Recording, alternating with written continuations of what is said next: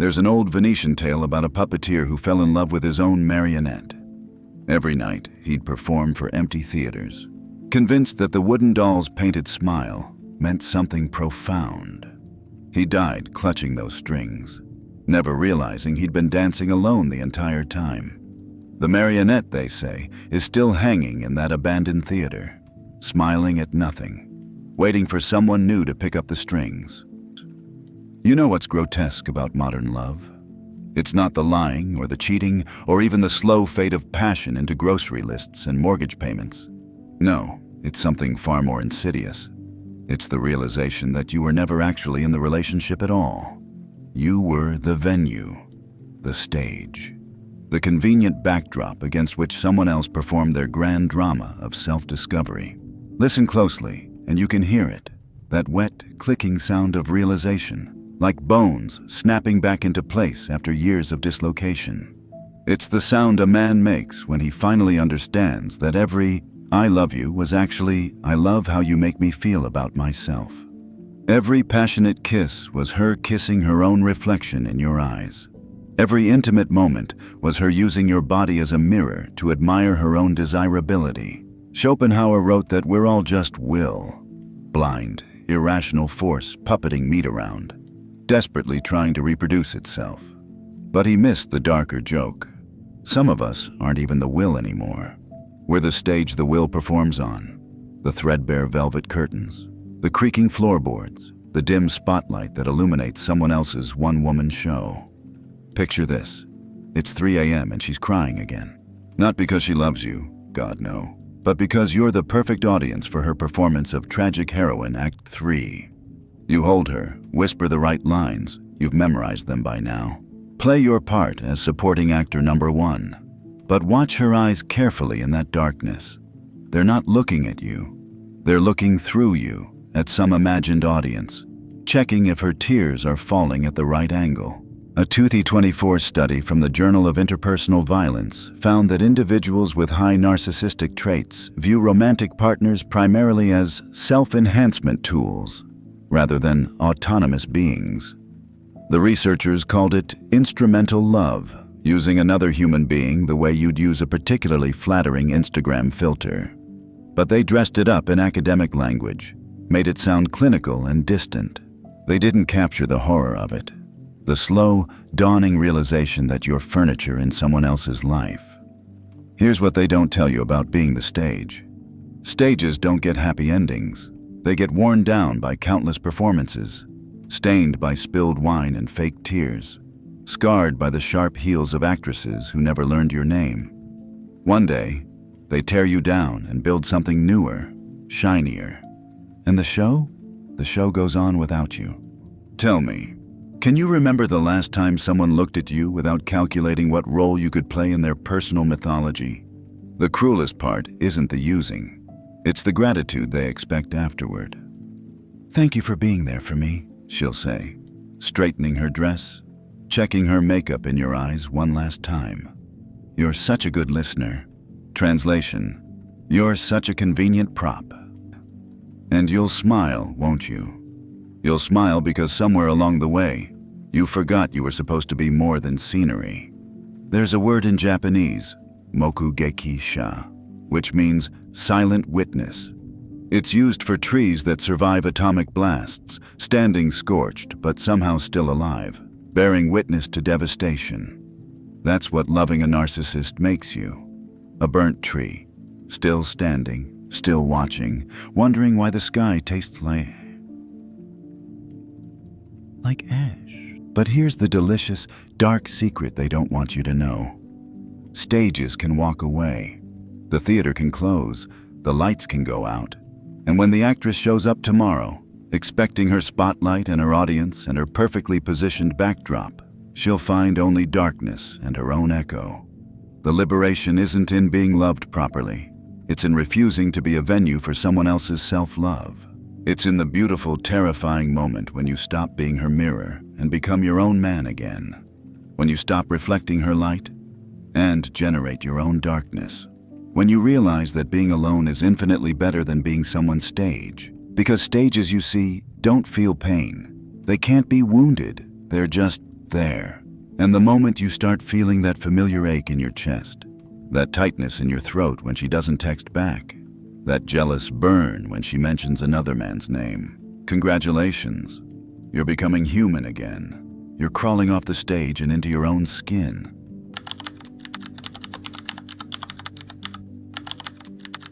Every attempt to resurrect dead love only makes the corpse smell worse. In the candlelight, shadows dance like mourners around a bed where passion went to die. You bring her flowers, but she's the coroner, performing autopsies on every sigh. Have you ever watched someone try to jumpstart a dead car battery in the rain? There's something beautifully pathetic about it. The desperate turning of the key. The whining sound of machinery trying to remember what life felt like. The smell of burnt metal and futility. That's what the last 6 months of most relationships look like. Two people standing in the rain, trying to resurrect something that's been dead so long it's gone cold. But here's what's truly grotesque. We've turned relationship decay into an art form. We've got couples therapy and date nights and spicing things up and weekend getaways to Cabo. We've got apps that remind you to text your partner something sweet. We've got books about love languages and attachment styles and how to affair-proof your marriage. It's like putting makeup on a corpse and calling it a makeover. The ancient Egyptians had a word, sebait, for the smell of lotus flowers placed on mummies. Sweet on the surface, but underneath, always that hint of preservation fluid and decay. That's what forced affection smells like. That's what scheduled intimacy tastes like formaldehyde dressed up in vanilla. I knew a man once, let's call him Marcus, who kept a spreadsheet of his romantic gestures, had it all color-coded. Yellow for compliments given, blue for dates planned, green for spontaneous acts of affection, scheduled every Thursday at 7 p.m. because nothing says spontaneous like calendar reminders. He showed it to his wife during their divorce proceedings, convinced it would prove he'd been a good husband. The judge looked at this rainbow-colored monument to mechanical love and asked, "But did you ever just love her?" The spreadsheet had no column for that. Kierkegaard wrote about the sickness unto death, that special kind of despair where you're dying but can't quite manage to die. That's what we're doing in these zombie relationships. We're the walking dead, going through the motions, performing the choreography of connection, while our souls rot from the inside out. We send good morning texts to people we can't stand waking up next to. We say, "Love you too," like we're returning a serve in tennis. Automatic, mechanical, meaningless. Here's my question for you, wrapped in velvet and dipped in poison. When was the last time you touched her without calculating what you'd get in return? There's a story from medieval France about a nobleman who kept his wife's corpse in their bed for 3 years after she died, convinced that his love could bring her back. He'd talk to her, bring her gifts, even host dinner parties where she'd sit at the head of the table in her finest dress. The servants played along, terrified. One day, a traveling priest visited and found the nobleman combing what was left of her hair. "My lord," the priest said, "love cannot live in a grave." The nobleman replied, "Then I'll make the grave beautiful." That's what we're doing. We're decorating graves. We're putting fairy lights on tombs and calling it romance. A 2025 meta-analysis in psychological science found that 73% of long-term couples report going through the motions of affection without genuine feeling. The researchers called it performative intimacy, but they missed the horror of it. They didn't capture what it feels like to kiss someone and taste nothing but habit. To make love to someone while thinking about your grocery list. To celebrate anniversaries like you're commemorating a death. You want to know the most liberating feeling in the world? It's not finding new love. It's not working through your issues. It's the moment you stop trying to resurrect what's dead. It's when you finally put down the jumper cables, step away from the corpse, and accept that some things are supposed to die. That endings aren't failures. They're nature's way of making room for something else. The Buddhists have a practice where they meditate in graveyards, contemplating decay. They watch bodies decompose and find strange peace in impermanence. But we set up house in graveyards. We feng shui the headstones. We plant roses over rotting things and wonder why everything smells like death. Here's the dark liberation. You don't owe anyone CPR. You don't have to breathe life into dead things. You don't have to be the last one at the funeral, clutching a corpse's hand, insisting you feel a pulse. Sometimes the kindest thing you can do for both of you is to finally let the dead bury the dead. Because every moment you spend trying to resurrect a dead relationship is a moment you're not living. Every flower you place on that grave is a flower that could have grown wild somewhere else. Every "I love you" spoken to a ghost is a love song the universe will never get to hear. The mortician's bouquet always wilts. The makeup always smears. The preservation only lasts so long before nature takes its course. And when it does, when you finally stop playing Weekend at Bernie's with your love life, you'll discover something magnificent. The smell of fresh air, the weight of empty hands, the terrible, wonderful silence of a house without ghosts.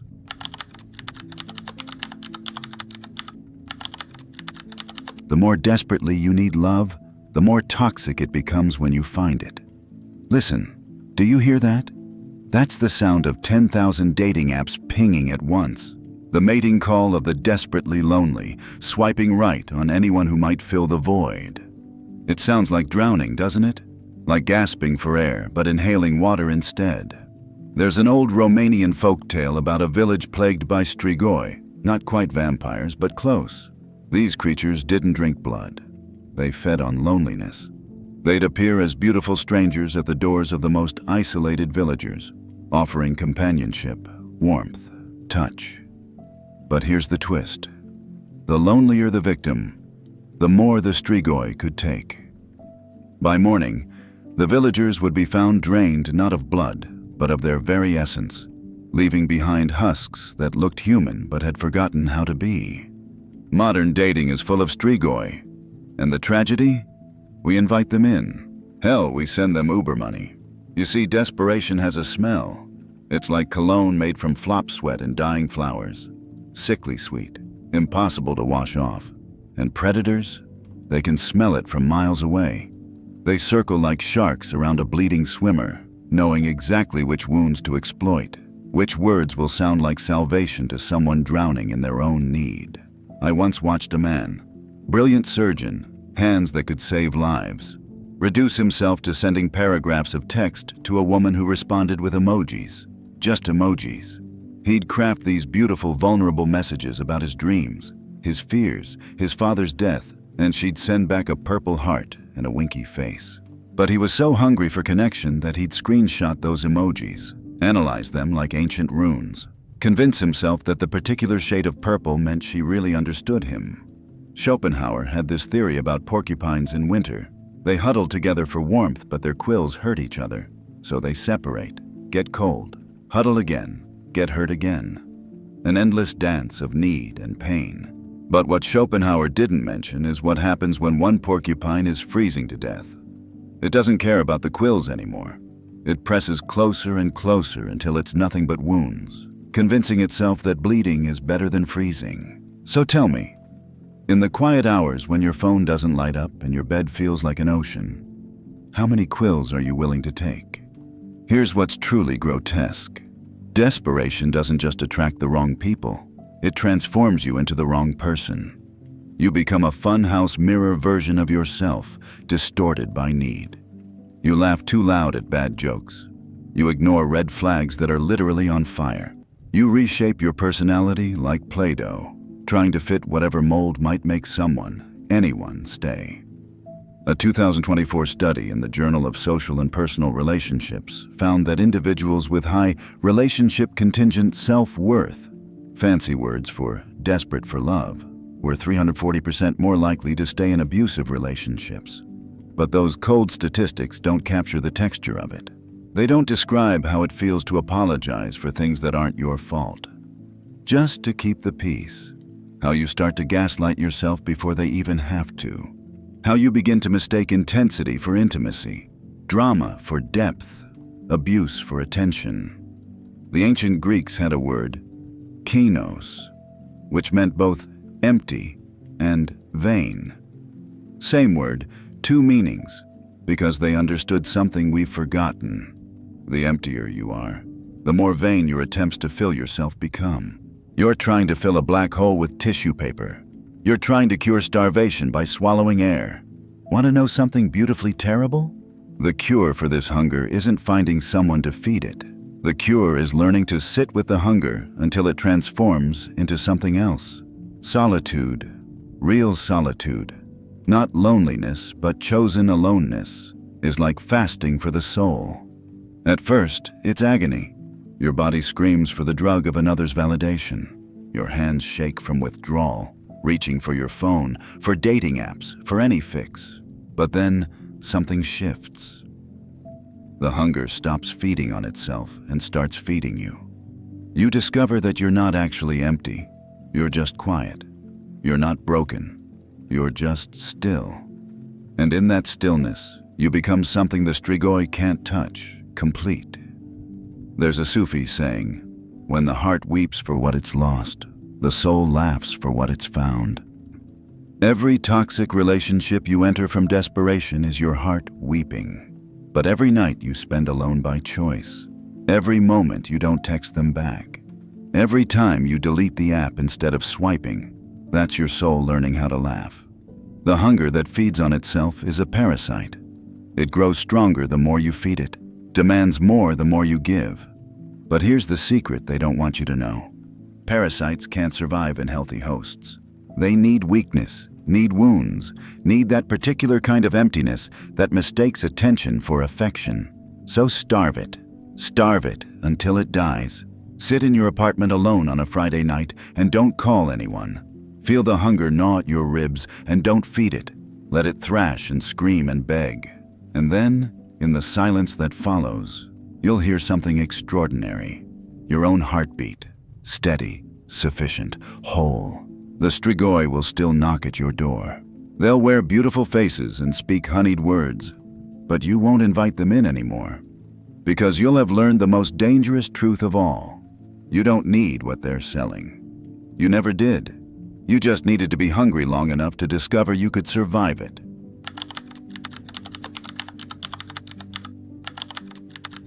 She doesn't love you. She loves the statue she's trying to carve from your flesh. There's a peculiar torture device I've discovered in modern relationships. It's not the rack or the Iron Maiden. It's the vision board she made of your future self. Color printed, laminated, featuring a man who looks suspiciously like you but earns more, weighs less, and has mysteriously developed a passion for wine tasting and couples yoga. Welcome to the museum of what you'll never be, where every woman you've ever loved has carefully curated an exhibit of your potential. Admission is free, but the exit costs everything. In Prague, there's a church decorated entirely with human bones, the Sedlec ossuary. Skulls arranged in careful patterns, femurs forming chandeliers, ribs carved into coats of arms. Tourists find it beautiful. They don't realize they're looking at the medieval equivalent of what modern relationships do to men. Take the raw material of who you are and rearrange it into something more aesthetically pleasing. She starts subtle. You'd look so good with a different haircut. Then, have you ever thought about CrossFit? Eventually, my ex used to take me to the opera. Each suggestion is a chisel strike. Each disappointment a mallet blow. She's Michelangelo, and you're a block of marble that stubbornly refuses to become David. But here's what makes it exquisitely painful. She genuinely believes she's helping. In her mind, she's not destroying you. She's revealing the real you hidden underneath all that imperfection. Like those renovation shows where they tear down perfectly functional walls because open concept is trending. Never mind that those walls were load-bearing. Never mind that the house collapses. Nietzsche wrote, "One must still have chaos in oneself to give birth to a dancing star." But she doesn't want your chaos. She wants you to dance, yes, but only the steps she's choreographed. She wants you to shine, but only in colors that match her aesthetic. She's trying to birth a star by suffocating the supernova. Here's my riddle for you, wrapped in barbed wire and dipped in honey. What's the difference between a woman who loves you and a woman who loves her idea of you? Answer: about 3 years and your entire sense of self. I once knew a musician, jazzy, wild, played saxophone in underground clubs until dawn. His girlfriend convinced him to get serious. Within 2 years, he was selling insurance and playing Kenny G covers at wedding receptions. She posted photos of them on social media. So proud of how far he's come. The last time I saw him, he was staring at his old saxophone in a pawn shop window. He didn't go in. There's a psychological phenomenon called the Michelangelo effect, where partners sculpt each other into their ideal selves. The researchers present it as positive, healthy, growth-oriented. They don't mention the marble chips on the floor. They don't talk about what happens to the parts that get carved away. A 2025 study in Personality and Social Psychology Bulletin found that 67% of people in relationships report significant pressure to change fundamental aspects of themselves. But those numbers don't capture the slow death of watching your interests get labeled as immature, your friends as bad influences, your dreams as unrealistic. They don't measure the weight of becoming a stranger in your own skin. The Japanese have a practice called kintsugi, repairing broken pottery with gold, making the repaired piece more beautiful than the original. But that's not what's happening here. This is more like breaking a perfect pot because you'd prefer a vase.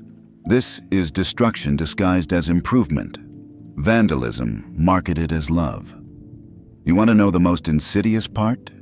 Sometimes the statue she's carving is genuinely impressive. Sometimes the man she wants you to become really would earn more, live healthier, achieve more. And so you let her chip away, thinking you're becoming better. But here's what you don't realize until it's too late. Even Michelangelo's David is still just cold stone. Beautiful, admired, photographed by millions, and absolutely fucking dead. The liberation comes not in finding someone who accepts you as you are. That's a fairy tale for greeting cards. The liberation comes in refusing to be raw material for someone else's art project. It's in the moment you stop auditioning for the role of yourself in someone else's life. Because here's the secret hidden in the museum's basement. Every woman who's tried to change you has revealed more about herself than about you. Her vision board isn't about your potential. It's about her insecurities. Her improvement plan isn't about your growth. It's about her need to control. Her disappointment in who you are isn't about your failures. It's about her inability to love reality. So walk out of the museum. Leave the exhibits unfinished. Let her find another block of marble to mutilate. You were never meant to be carved into someone else's vision. You were meant to be the whole quarry. Rough, chaotic, impossibly vast, and utterly unsuitable for indoor display. The statue she wanted you to become? It would have been perfect. It would have been exactly what she ordered. And it would have been the most expensive coffin you ever bought yourself. Some men are meant to be monuments. You were meant to be a mountain, uncarved, uncontrollable, unmistakably alive.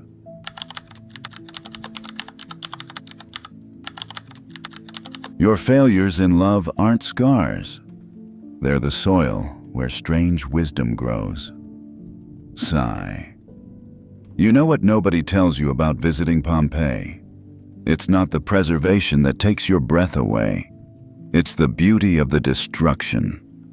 Those bodies frozen in ash. The baker's oven still full of carbonized bread. Lovers caught mid-embrace as the world ended.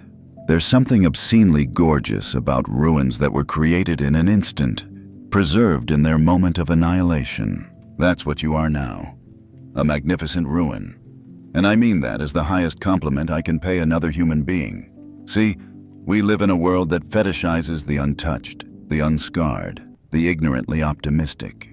Dating profiles full of people who love to laugh and are looking for their forever person and have apparently learned nothing from their 43 previous forever persons.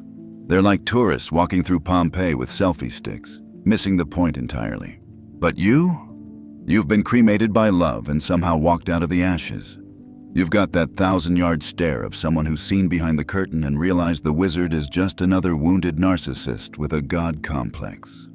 You've earned something those shiny, hopeful people will never have. The terrible freedom of someone with nothing left to lose. There's an ancient Greek word, kalos kagathos, meaning beautiful and good. But the Greeks had another phrase they used less often, kalos kakos, beautiful and evil.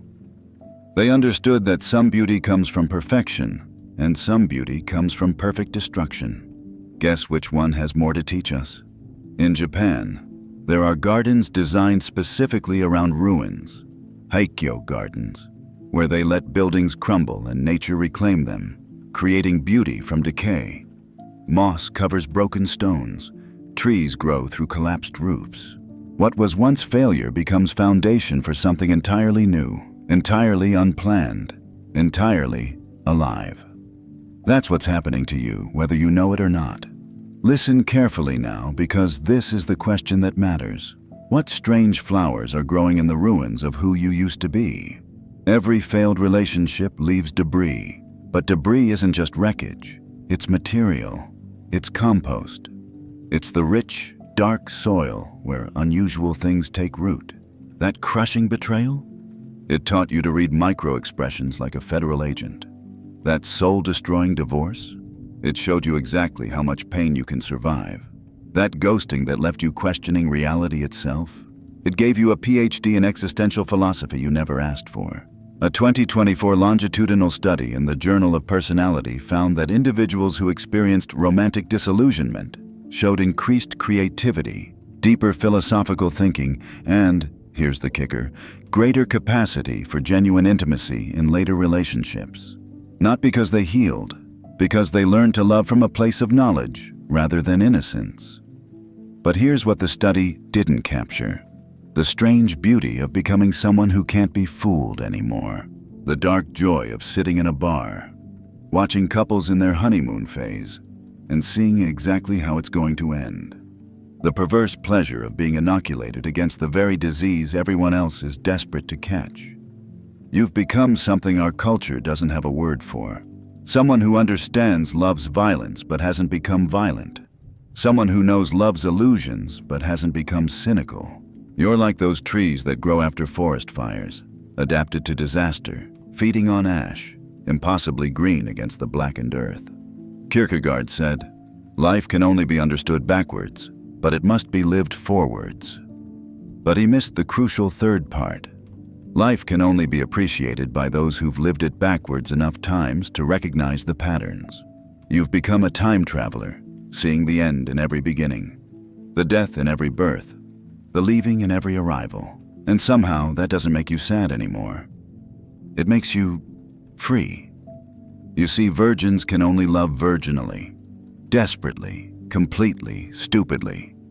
But you've earned the right to love like a war veteran tends a garden, carefully, knowingly, with full awareness that everything dies but planting anyway.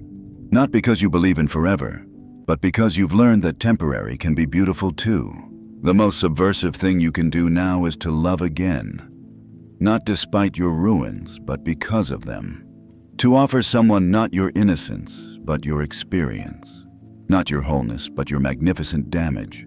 Not your dreams, but your wide-awake reality.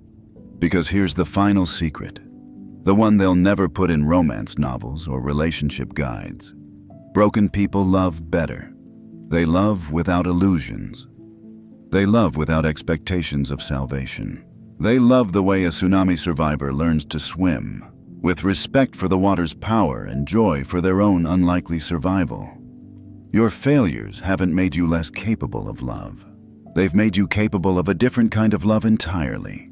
A love that doesn't need lies to survive. A love that can look directly at another person's damage and say, "Yes, I see it. Show me more." A love that grows not in spite of the ruins, but directly from them. Like those impossible flowers that bloom in Chernobyl's radiation zone. Mutant, beautiful, and absolutely real. So tend your garden of magnificent ruins. Water it with whatever tears you have left. Let strange things grow there. And when someone new comes along, and they will, they always do, show them around. Point out where the great disasters happened. Name the flowers that grew from each grave. And if they run, let them. They weren't ready for the terrible beauty of loving someone who can't be destroyed because they've already been destroyed and decided to keep living anyway. But if they stay, if they pull up a broken stone and sit down beside you in your ruined garden, well, then you'll know you've finally found another magnificent ruin. And together you might grow something that was never possible in Eden. something that could only bloom in the aftermath, in the full knowledge, in the beautiful wreckage of what love does to people brave enough to survive it.